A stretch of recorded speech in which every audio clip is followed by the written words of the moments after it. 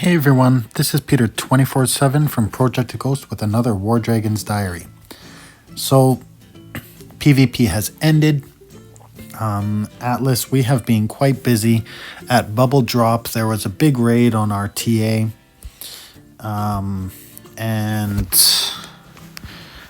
We have been quite busy on the offense as well.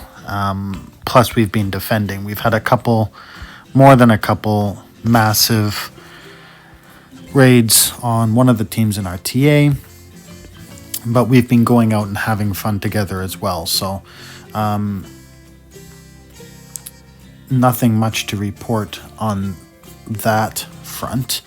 Our team per se hasn't been that busy, thankfully, but we do have been getting poked, but nothing really serious.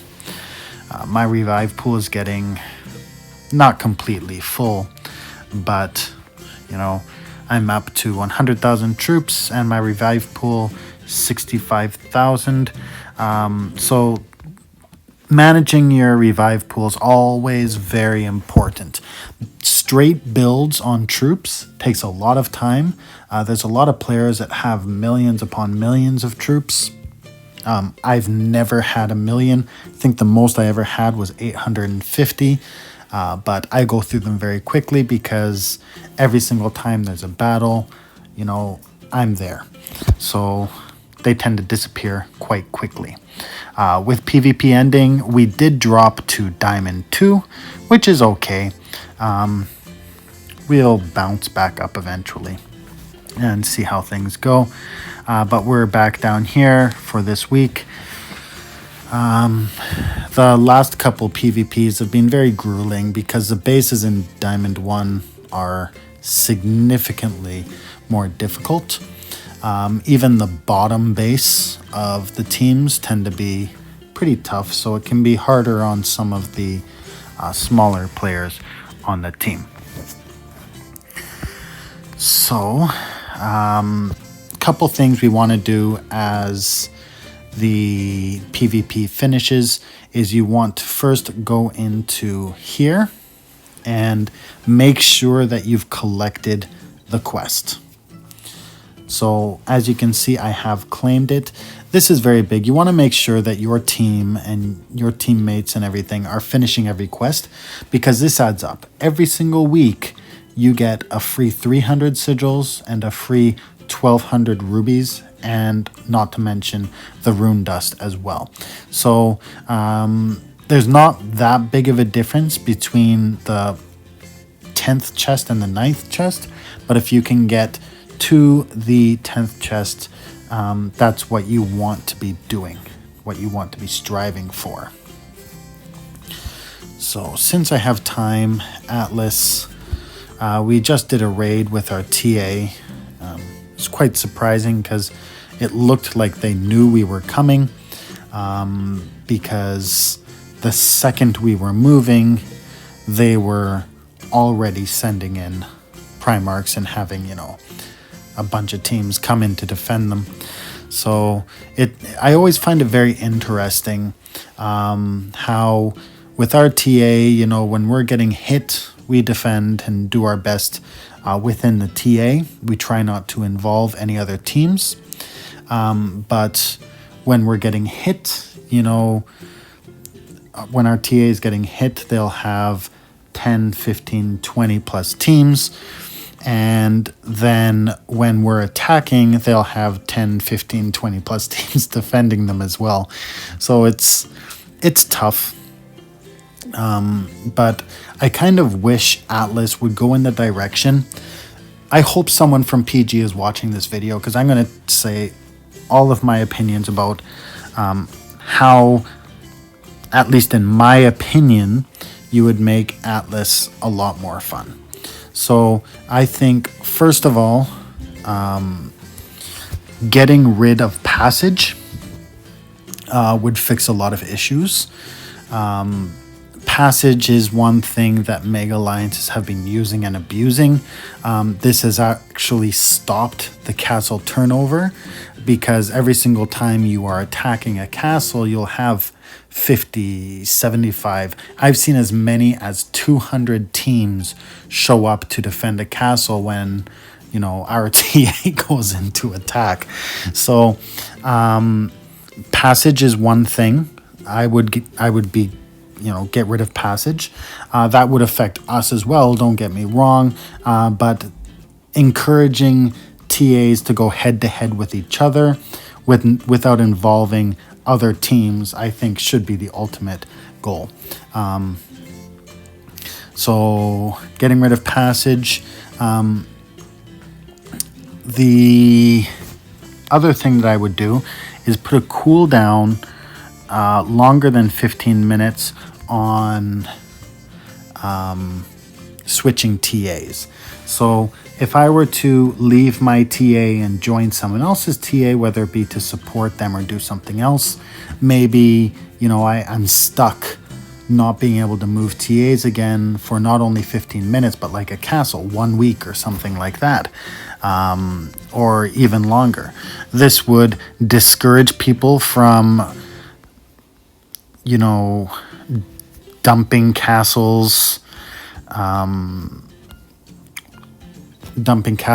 to reset the cooldowns, to avoid cooldowns. This would discourage people from trading and purchasing or selling, and encourage them more to conquer them. And I would also make the map a little more accessible. Now, what I mean by that is not the complete map reset like they did last time, but you have some really deep areas. Let's try to find one. Something like this, where these castles are just crazy deep, but some of these mountains, if we could turn them into, no man's land or something like that, I think it would fix a lot of issues. And castles would be more accessible. You would have teams that are less likely to try to bury themselves extremely deep. I have a lot of mixed feelings about that. I do understand the strategic standpoint of wanting to be deep. I honestly think that making yourself not extremely accessible, but accessible to an extent is important, because you got to give a place for people to hit you, or else they're going to find a way to get next to you and do it anyways. But there's so many, 12 bubble deeps, 11 bubble deeps. Getting rid of those deep castles and maybe having the deepest castle 2 or 3 bubbles deep would make people a little more active, and also making it more beneficial to own castles. And I know this is another thing that can't really be avoided, but I've seen a lot of teams that didn't really get their own castles.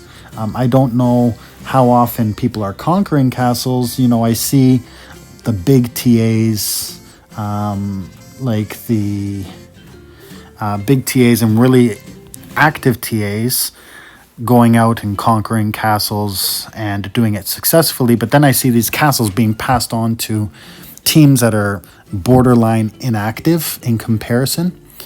So people aren't putting in the work, and castles are getting conquered just for the sake of, glory or passing it on to their people. And I think it's, creating issues in itself. So I would like to see a map that is more accessible. No more 12 or 11 bubble deep castles, maybe maximum 2 or 3. I would get rid of passage. This would discourage or make mega alliances more difficult. And also I would put a long cooldown on switching TAs. So it stops people from running away. And it helps other people put pressure on, helps people avoid the bypass on the cooldown, etc. But I think that would help get rid of a lot of stagnants. but I've been scrolling across the map here. You see how there's so many areas that are just so deep, and it's like, I want a castle that's this deep. Let's look here. So you've got a group of castles here that are like 7 or 8 bubbles deep. No one's ever going to get through these castles. They could probably park nothing on the castles and never get hit. And I think this is one of the issues. You know, you have to be hit. You have to hit. It goes both ways. That's the whole point of it. The point of Atlas isn't to just park on a very deep, safe castle like these guys and do nothing. So that's basically my thoughts about that. Making Atlas more accessible, no passage, cooldown on the swapping of TAs. I actually, people are probably gonna call out at me for this, but I actually think the new mechanic for the guard is good. I actually like that. Yes, it's hurt us as well, don't get me wrong. Just about, a month ago, I lost a lot of castles, but it also opens it up for me to be able to conquer more castles as well. So,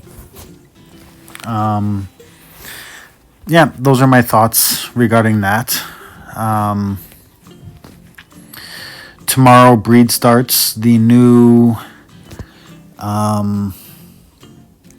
mythic dragons are coming out, so I'm excited about that. And as you all know, I do have just over 1 million eggs. I did hear that it's going to be 2,900 fragments that you need to breed the dragon. So you're looking at probably around 580,000 eggs that is going to cost you to breed it. I don't think they're accessible yet. No, I can't see them yet.